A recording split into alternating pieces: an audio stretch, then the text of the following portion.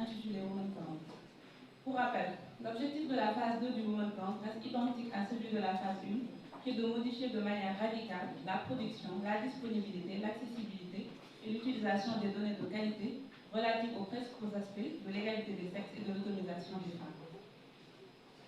Mesdames, Messieurs, la promotion de l'accessibilité et de l'utilisation des statistiques genre de qualité est aujourd'hui au cœur des préoccupations des pouvoirs publics dans tous les pays du monde, et particulièrement dans ceux en développement, pour lesquels, malgré beaucoup d'efforts consentis, elles constituent toujours un défi.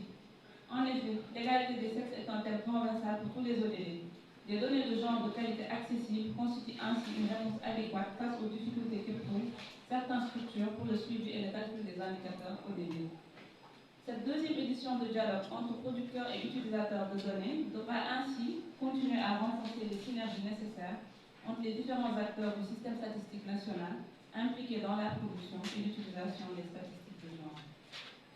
Ce forum offre un cadre de dialogue entre utilisateurs et producteurs de données pour une meilleure prise en charge des besoins dans le but de réduire les disparités entre les hommes et les femmes. Pour nous, de rassembler l'ensemble des acteurs du système statistique national, nos partenaires, mais aussi les organisations de la société civile et les médias, pour discuter des statistiques sensibles aux gens.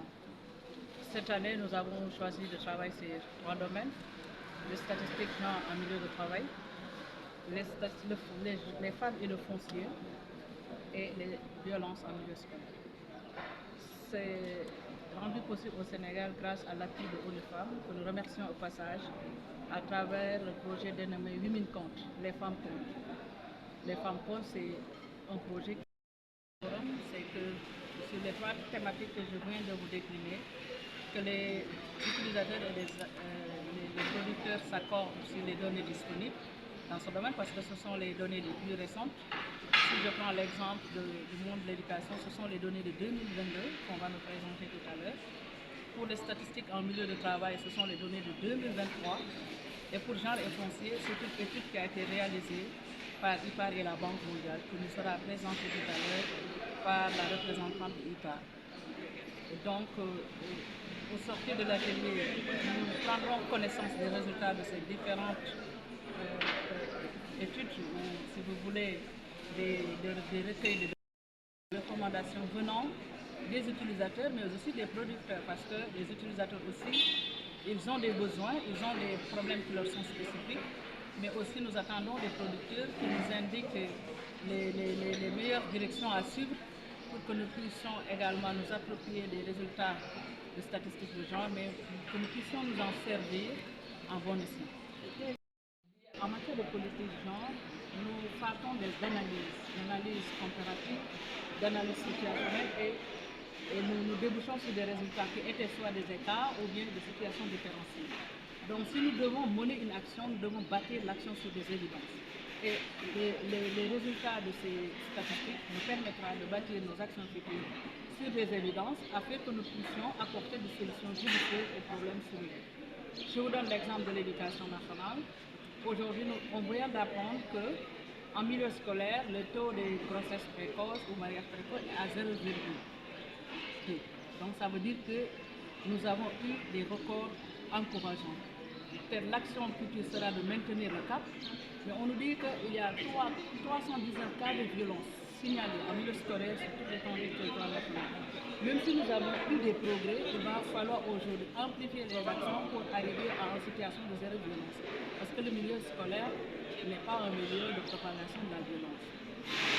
Si nous revenons dans le cadre des statistiques en monde du travail, je ne vais pas vous partager les chiffres globaux, on va en parler, mais il y a un chiffre qui nous intrigue souvent et qui font que nous serons dans une situation inégalitaire en monde du travail.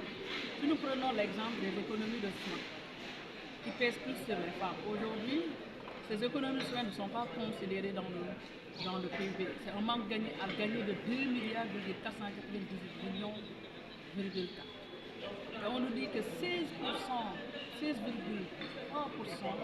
de ce travail est partagé entre les hommes et les femmes, dont 13,6 revenus aux femmes.